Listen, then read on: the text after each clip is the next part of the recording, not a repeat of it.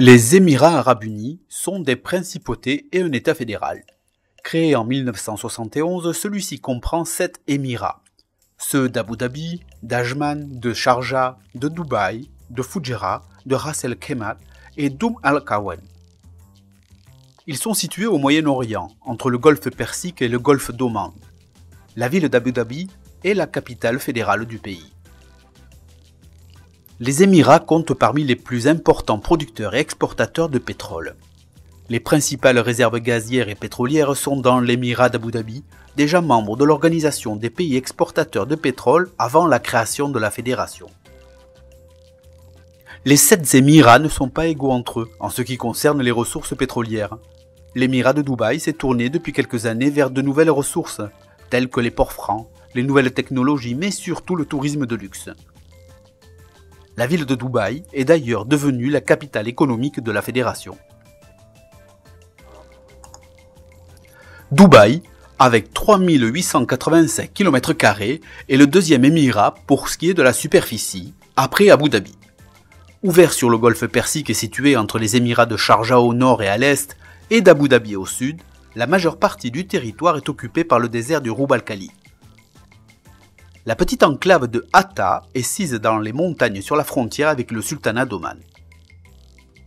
L'essentiel de la population urbaine de l'émirat est concentré dans la ville de Dubaï, la capitale de l'émirat, auquel les agglomérations de Sharjah et d'Ajman sont associées au sein d'une vaste conurbation, bien que ces deux dernières villes soient capitales d'émirats distincts. Quoique n'étant ni l'émirat le plus grand ni le plus peuplé, Dubaï est devenu le plus connu des 7 émirats qui composent la fédération. Cette renommée est due à la médiatisation des projets touristiques construits dans sa capitale, comme l'hôtel Burj Al Arab, le plus luxueux et le plus étoilé du monde. Au gigantisme des projets immobiliers comme Palm Island, presqu'île artificielle en forme de palmier, la Dubaï Marina à l'architecture particulière et démesurée, sans oublier l'immeuble le plus haut du monde, le Burj Khalifa. Ces projets, revendiqués par le gouvernement, sont présentés comme étant un moyen de devenir d'ici quelques années la première destination mondiale du tourisme de luxe et de devenir l'un des pôles mondiaux du tourisme familial, d'affaires, commercial, etc.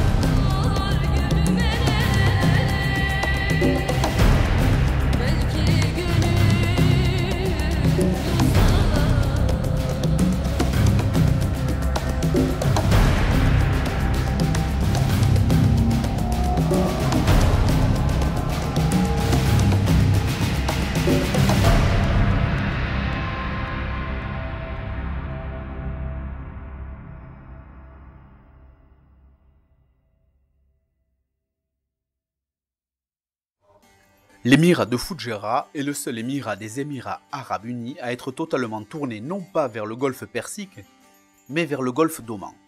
Très montagneux, son territoire est constitué de 2 enclaves assez étendues et de 2 petites enclaves dont une où la souveraineté est partagée avec l'émirat de Sharjah.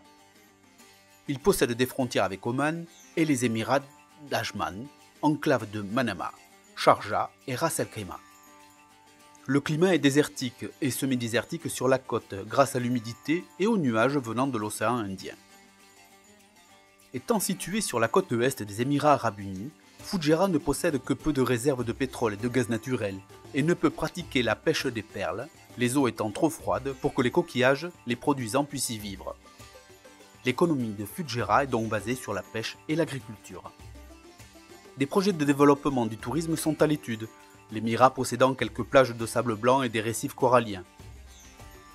De plus, la présence des montagnes constitue un atout pour Fudjera car il est possible d'y effectuer de la randonnée, des treks, des circuits en véhicule tout-terrain et d'y apprécier la relative fraîcheur du climat par rapport à la côte ou au désert.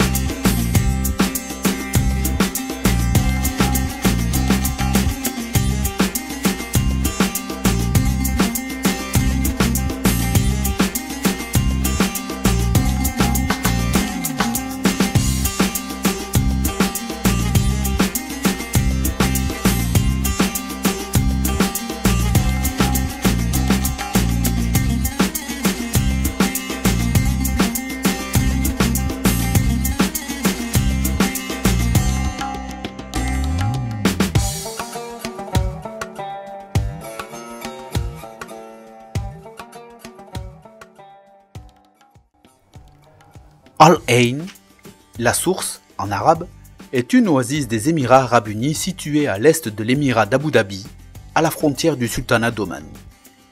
C'est la quatrième plus grande ville émiratie avec une population de plus de 470 000 habitants. Les autoroutes qui la relient aux villes d'Abu Dhabi à l'ouest et de Dubaï au nord-ouest forment un triangle au centre du pays, chacune des villes étant éloignée des deux autres d'environ 150 km. La zone, historiquement connue sous le nom d'Oasis Buremi, a été habitée de manière constante depuis plus de 4000 ans, et El Ain est considérée comme une part importante de l'héritage culturel du pays. C'est le lieu de naissance du cheikh Zayed Ben Sultan Al Nahyan, le premier président des Émirats arabes unis. Aujourd'hui, le nom de Buremi est lié à la ville d'Omani, qui fusionna avec celle de Al Ain. Il y a de nombreuses sources souterraines dans les environs, ce qui explique l'attraction pour l'établissement de population. Les traces de son passé traditionnel restent, y compris les courses et la reproduction de dromadaires. L'ancien système d'irrigation est toujours en usage dans certains endroits, distribuant l'eau souterraine par un réseau de tunnels émergeant parfois dans des rigoles qui peuvent être dirigés et régulés.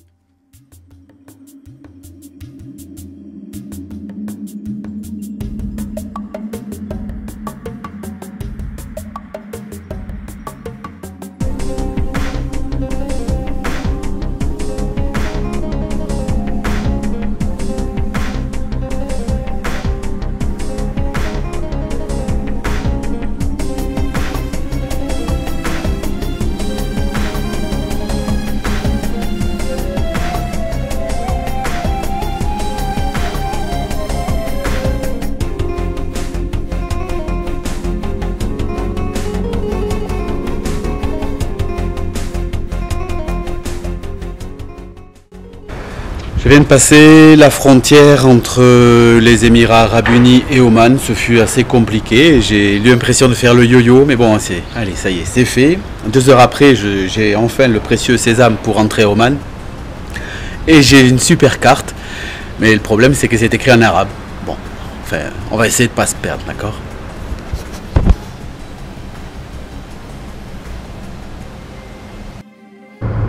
Je suis sur la route qui me mène à Jedrin. Je viens de passer la frontière avec les Émirats arabes unis et je devrais atteindre ma destination dans 250 km à peu près. Et c'est curieux parce que je roule, il n'y a personne et tout d'un coup je vois un type qui marche.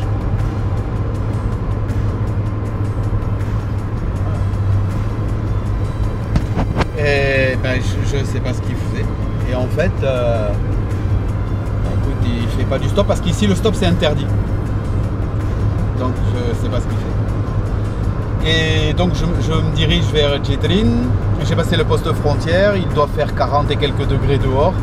Ma climatisation dans la voiture est très faiblarde et d'autant plus que dès que je la mets, ça fait monter la température moteur. Donc je la coupe au bout d'un moment et puis j'ouvre les fenêtres pour aérer. Enfin, voilà.